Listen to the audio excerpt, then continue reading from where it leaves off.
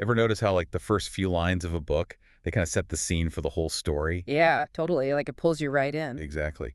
And today we're looking at something that's kind of similar in a way. The opening chapter of the Quran, Surah Al-Fatihah. Ah, Surah Al-Fatihah. It's not just a chapter though, is it? It's like it's the starting point, like the foundation for understanding the entire Quran.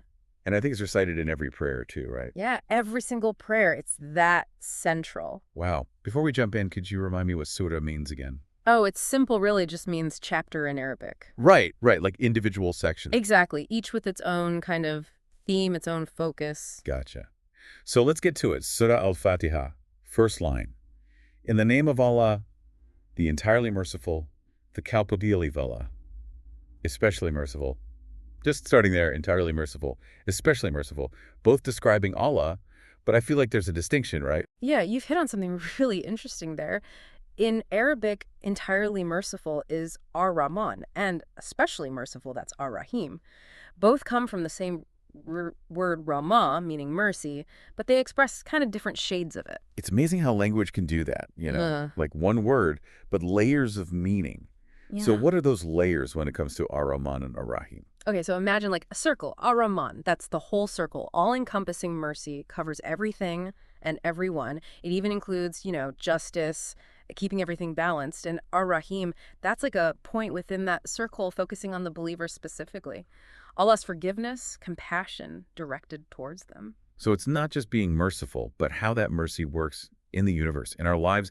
That is, wow, that's profound. It really is. Okay, line 2. All praise is due to Allah, Lord of the worlds. And that word Lord, it carries a lot of weight in this context, doesn't it? Absolutely. It's not just a title. It implies ownership, complete authority over everything. Allah as the provider, the sustainer, the guide. Understanding that is key to this whole surah. Establishing that authority right from the beginning. Exactly. And then in line 3, we see it again. The entirely merciful, the especially merciful. Repetition. Why the repetition? It's powerful, isn't it? Like those attributes, Ar-Rahman, Ar-Rahim, they're fundamental, woven into existence itself. A reminder that even for Allah's authority, mercy is always there. I like that, like a wave constantly reminding us. Okay, moving on to line 4. Sovereign of the day of recompense. Recompense has a kind of an intense ring to it. What does it mean here? It is a powerful word. It refers to the Day of Judgment, a really important concept in Islam. The day when we're all accountable for our actions, good and bad. So ultimate accountability, right there in the surah. It's interesting. It establishes Allah's mercy, then authority, then reminds us of judgment, a balance. Yeah. Which leads us to line 5. It is you we worship and you we ask for help. It makes sense. If this is the ultimate power, this is who you turn to. Precisely. Recognizing Allah's power leads to worshiping Him and Him alone, seeking His help. It emphasizes the exclusivity of worship in Islam, directing all devotion to Allah. A powerful statement of, what is it, dependence, trust.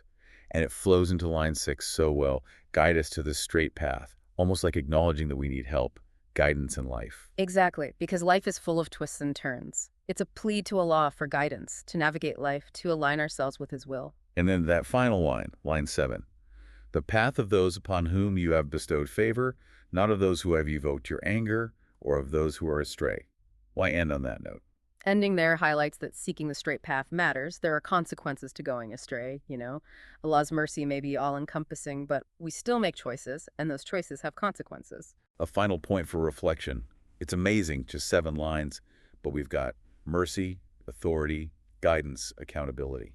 And that's just scratching the surface. There's layers of meaning in Arabic language in the historical context. It makes you want to just keep digging deeper. And I wonder, when we understand this opening chapter, with all it talks about, mercy, guidance, recompense, how does that affect how we see the rest of the Quran? It's like it sets the tone, doesn't it? It really does. A sort of framework for this incredible journey. That's a beautiful way to put it. It really is. It's amazing.